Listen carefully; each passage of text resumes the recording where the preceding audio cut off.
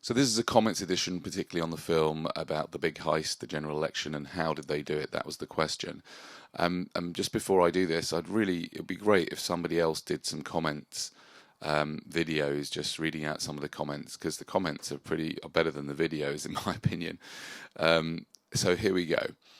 Computer Lad, who generally doesn't have much good to say about me, here, this is a classic comment on this. He says, "You're the bitterest twat around. You're also bloody patronising. You are nowhere near as clever as you think you are. You're obsessed with Rupert Murdoch.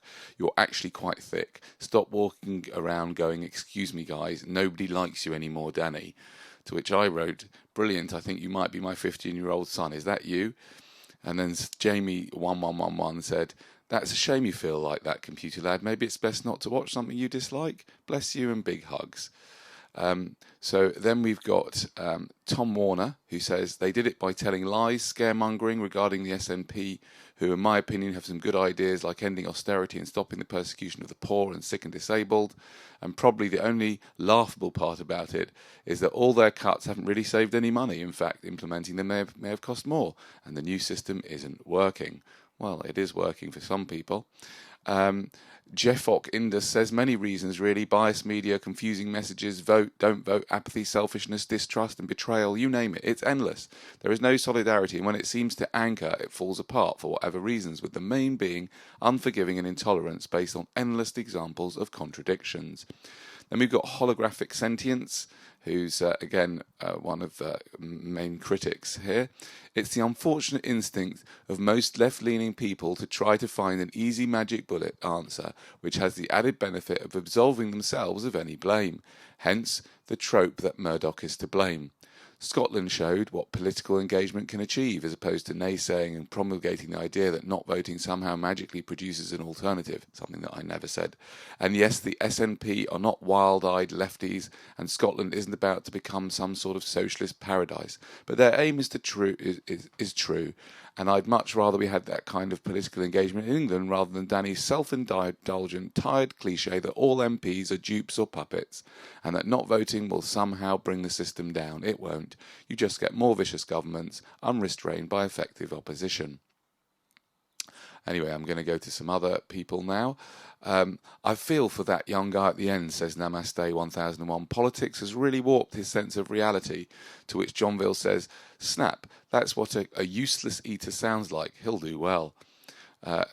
Had Badashi says, "With pencils and lots of rubbers, that's how they did it." Elliot Vickers says, "Through fear, lies, money and possible voting fraud."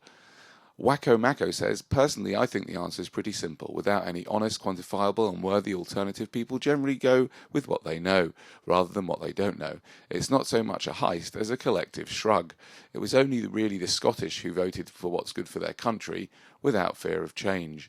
Don't know about that. Anyway, where are we going? We've got Jupiter Beings, who says, "Fraud, that's the game of politics. Cheating, plain and simple." And we have got Tone P, who says, "Wow, the people of London are truly clueless."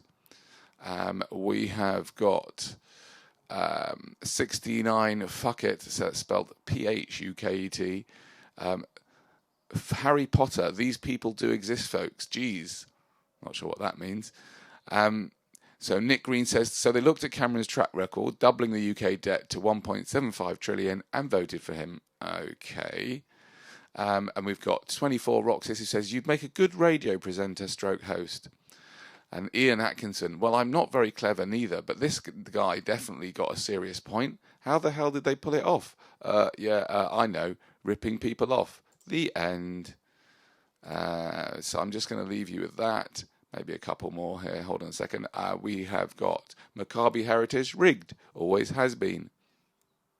Sentient Souls, "I think most sleep whilst on the vote." The Holy Spirit, "Nice Chris Morris day-to-day brass eye vibe here. More of this." Then we've got someone who's going back to Computer Lad. "Computer Lad, calm down. Danny, what are we going to do? It appears there is no hope. Does anyone know how to answer the question?" Bankruption, someone pointed out, that guy called it bankruption. What have we got here? We got David Cameron's record on the economic miracle and employment figures would be my guess. Just leave out the bit about 0-hour contracts, temporary, part-time being most of it. Even the media themselves reported consumer spending fueled by debt on the increase. Never learn. Then we've got Orange Sherbet 71. If you go on and on about something enough, people will just switch off. They rely on people's apathy, but they say to them, if you don't vote, you have no right to complain. So that gets them to vote, make them feel guilty. It's so programmed into our culture, people don't know any different, and you can't blame them. You can just ask them to switch off their TVs for a bit and think about it. A real good think about. And then perhaps they might wake the F up. Pardon my French. Then we got a guy who posted this video, or said, "What do I think of it?" As a video about the fact that 200,000 postal votes were mysteriously stolen a few weeks before the election, and she was claiming that that's how they won it. The thing about that video is, I don't really have the patience or time to start looking into it. But the question I would ask you is, would you put it past them, whoever they are? Would you put it past them to actually rig it like that? I personally kind of don't think they have to, because they've got other techniques. Then we have got 6 million for truth, who says, who owns the UK stroke world media? Is it the international jury? There you go. Always blame the Jews. Always got one. So Kellal said, I would suggest treason by the way of fraud against one's sovereign. Biggles 4441. According to an exit poll, more under 25s voted than ever before. A vast majority voted Tory, spurred on by the Sun, Tracy Hopkins, etc. But in a twist of irony, they're now going to get shafted along with the jobless, ill, disabled and working poor. From next year, reduced JSA, no ESA, even if they're ill, no housing benefit, single mothers with kids over 3 will have to work or be sanctioned. Also, the wonderfully named NCS, not even sure what that is, kicks in 18 months. Cleaning parks and graffiti, a task normally done by criminals. Yes, the turkeys voted for Christmas, and now they have got it. And finally, there's Rain Gryphon. I'm not going to read what he has to say because it is very verbose and difficult to understand, but probably worth reading if you've got the patience. Have a great day,